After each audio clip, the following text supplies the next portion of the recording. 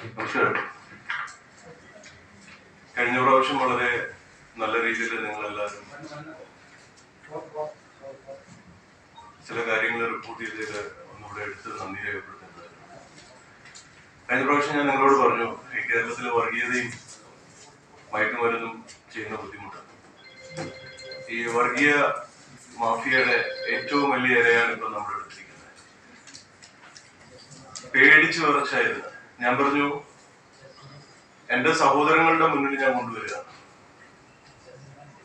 ഇത് ഇന്ന് തൊട്ട് ജസ്ന എന്താണെന്ന് നിങ്ങൾ കൂടെ ഒന്ന് മനസ്സിലാക്കണം. ഈ കുട്ടിക്ക് സഹായം ചെയ്യാൻ നമ്മളല്ലാതെ വേറെ ആരും ഉണ്ടാവില്ല. സോ എന്താണ് ജസ്ന ഇപ്പൊ ഫേസ് ചെയ്തുകൊണ്ടിരിക്കുന്ന പ്രശ്നമെന്ന് കേരള സമൂഹം മനസ്സിലാക്കണം. ഒരു ശ്രീകൃഷ്ണന്റെ പടം വരച്ചതിന്റെ പേരിൽ ഹിന്ദു തീവ്രവാദികൾ, അതായത് മുസ്ലിം കുട്ടി, തട്ടമിട്ട കുട്ടി, ഇറച്ചി കഴിച്ച കുട്ടി ശ്രീകൃഷ്ണന്റെ പടം വരച്ചു എന്ന് പറഞ്ഞ് ശബരിമല പ്രശ്നം ഏറ്റവും കൂടുതൽ വർഗീയമാക്കിയ ഗ്രൂപ്പ്, കേരളത്തിലെ ഏറ്റവും വലിയ ഹിന്ദു തീവ്രവാദ ഗ്രൂപ്പാണ് ഈ കുട്ടിക്കെതിരെ ഒരു സൈഡിൽ ആക്രമിക്കുന്നത്. മറിച്ച് അപ്പുറത്തെ സൈഡിൽ ഒരു മുസ്ലിം കുടുംബത്തിൽ ജനിച്ച കുട്ടി ഇതുപോലെ അന്യമതത്തിലെ ഒരാളുടെ പടം വരച്ചു, ചിത്രം വരച്ചു, ദൈവത്തിന്റെ പടം വരച്ചു എന്നുള്ളതിന്റെ പേരിൽ അപ്പുറത്തെ സൈഡിലുള്ള പീഡനം. ഇതിന്റെ രണ്ടിന്റെ ഇടയിൽ ഇരുന്ന് ഞെരങ്ങുന്ന ഈ കുട്ടിയുടെ അവസ്ഥ അവര് തന്നെ പറയും. എന്താണ് സംഭവിച്ചത് വ്യക്തമായിട്ട് പറയും. ഇപ്പൊ സോഷ്യൽ മീഡിയ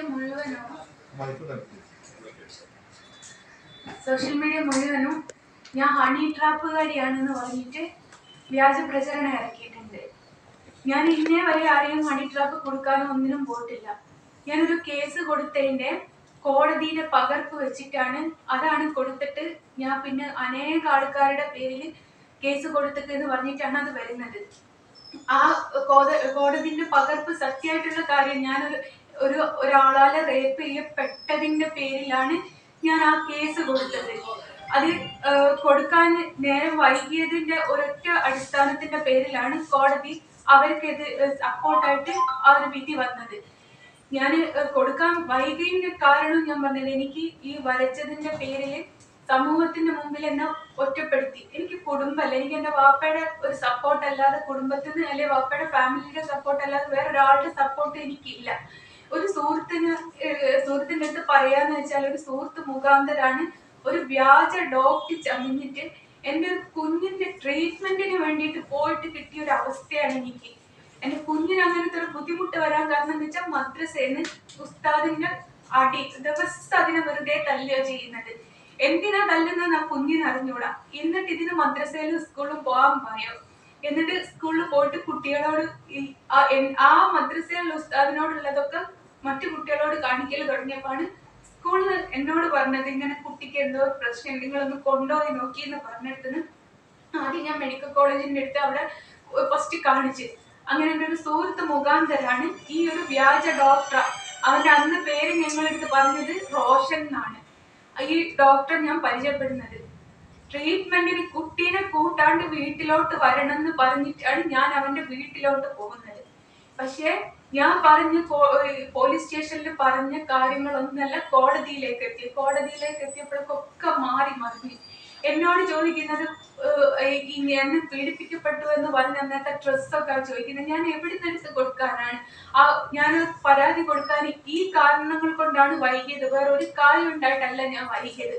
ലാസ്റ്റ് പണം ചോദിക്കുക, എന്റെ വീട്ടിൽ വന്ന് കുഞ്ഞുങ്ങളെ ഉപദ്രവിക്കുക, ഇങ്ങനത്തെ ബുദ്ധിമുട്ടൊക്കെ വന്ന് ഞാനും എന്റെ മക്കളും ആത്മഹത്യ ചെയ്യേണ്ടി വരും എന്നുള്ളൊരു അവസ്ഥയായപ്പോ, എന്റെ ഭർത്താവ് ആ സമയത്ത് ഗൾഫിലാണ്.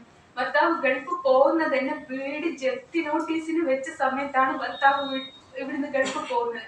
അവരോട് ഇത് പറഞ്ഞ അവര് നാട്ടിൽ വന്ന ഇവനെ വെട്ടിക്കൊല്ലൂ എന്നുള്ളത് എനിക്കറിയാം. പിന്നെ ഞങ്ങൾക്ക് ആരും ഇല്ലാണ്ടാവുകയല്ലോ എന്ന് കരുതിയിട്ട് ഒരു കുടുംബത്തിന് വേണ്ടിയിട്ട് അല്ലെ ഒരു കുഞ്ഞുങ്ങൾക്ക് വേണ്ടിയിട്ട് സഹിച്ചു ക്ഷമിച്ചു എനിക്ക് വന്ന ബുദ്ധിമുട്ടുകളൊക്കെ ഞാൻ സമൂഹത്തോട് പറയാതെ സ്വന്തം സഹിച്ചു നിന്നിട്ട് അനുഭവിച്ചെടുത്തതാ. എന്നിട്ട് എന്നെ വേട്ടയാടി തുടർന്ന് ഇങ്ങനെ ചെയ്തതുകൊണ്ട് അവന്റെ കയ്യില് ആ വീഡിയോ ദൃശ്യങ്ങൾ ഉണ്ട് എന്ന് പറഞ്ഞു.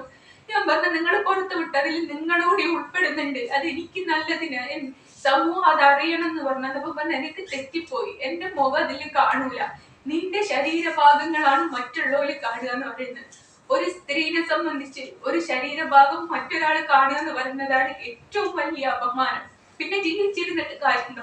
എന്റെ കുഞ്ഞുങ്ങൾക്ക് ആരുണ്ട് എന്നുള്ള ഒരൊറ്റ കാരണം കൊണ്ടാണ് ഇത്രയും വിഷയമുള്ളത് കൊണ്ടാണ്. എന്നിട്ട് ഞാൻ ലാസ്റ്റ് പരാതി കൊടുത്തപ്പം സിദ്ദീഖ്, ഇപ്പോഴത്തെ MLA ടി സിദ്ദീഖ് എന്ന് പറഞ്ഞ ആളാണ് ഇവർക്ക് എല്ലാ സഹായവും ചെയ്തു കൊടുത്തത്. ഞാൻ കൊടുത്ത മൊഴി അത് കോടതിയിലെത്തിയില്ല, കേസ് കാര്യമായിട്ട് അന്വേഷിച്ചില്ല, അവനെ അറസ്റ്റ് ചെയ്തില്ല, ഒരു സപ്പോർട്ട് ചെയ്ത് എന്നെ കുറ്റം പറഞ്ഞ് അവർ ആ കേസ് അങ്ങനെ അങ്ങ് തീർത്തു.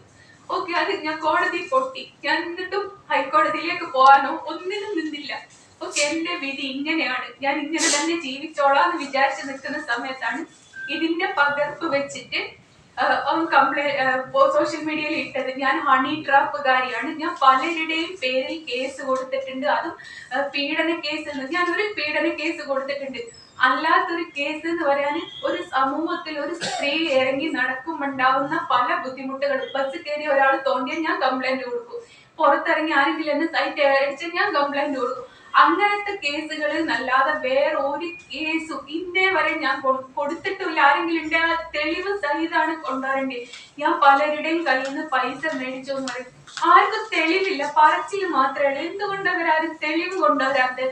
ഒരു തെറ്റും ചെയ്യാത്ത എന്നെ ഇത്രത്തോളം ആക്കി ഒടുക്കം മരണത്തിന് കീഴടങ്ങാൻ വരെ നോക്കേണ്ട ഗതികേട് വന്നു. കാര്യം എന്താ വെച്ചാൽ നമ്മുടെ നിയമത്തിന് ഏറ്റവും വലിയ പ്രത്യേകത ഉണ്ട്. ജീവിച്ച് നിൽക്കുമ്പോൾ കിട്ടാത്ത നീതി നമ്മൾ മരിച്ചു കഴിഞ്ഞതിന് ശേഷം ആരെങ്കിലും ഒരാള് കൊണ്ടുതരും. അതാണ് നമ്മുടെ നിയമത്തിന്റെ ഏറ്റവും വലിയ കാര്യം. അതുകൊണ്ട് ഞാൻ സ്വയം ജീവൻ ഒടുക്കാൻ വരെ നോക്കി, അവിടുന്ന് രക്ഷപ്പെട്ടു പോന്നു. ഇനി ഒരു വഴിയില്ല എന്ന് വിചാരിച്ച് നിൽക്കുന്ന സമയത്താണ് ഇദ്ദേഹത്തിന് പടച്ചോൻ എന്നുള്ള രൂപത്തിൽ, അല്ലെ ഞാൻ വരയ്ക്കുന്ന കണ്ണൻ എന്നുള്ള രൂപത്തിൽ എന്റെ സൈഡ് സംസാരിക്കാൻ, അല്ലെ നീ എന്ത് തെറ്റാ ചെയ്തത് അതൊന്നും എനിക്കറിയണമെന്ന് പറയാൻ ഒരാളെങ്കിലും എന്റെ മുമ്പിലേക്ക് വന്നിട്ടുണ്ട്. ആ ഇദ്ദേഹമാണ്. ആ ഒരു ധൈര്യത്തിലാണ് ഞാനിപ്പോ വന്നത്. നിങ്ങൾ എല്ലാരും മനസ്സിലാക്കണം, ഞാൻ ആകെ കൊടുത്തൊരു കേസ് ഇത് അനുഭവം കൊണ്ട് കൊടുത്തതാ, അല്ലാതെ ഇന്നേ വരെ ഞാൻ ആരുടെ പേരിലും കൊടുത്തിട്ടില്ല. കൊടുത്തിട്ട് ബുദ്ധിമുട്ടുകൾക്കല്ലാണ്ട് ആരോടും ഒരു പൈസ മേടിച്ചിട്ടില്ല. ഞാൻ ഒരു ഹണി ട്രാപ്പിൽ അംഗവുമല്ല. ജസ്ന, ഒരു കാര്യം എന്താ വെച്ചാല്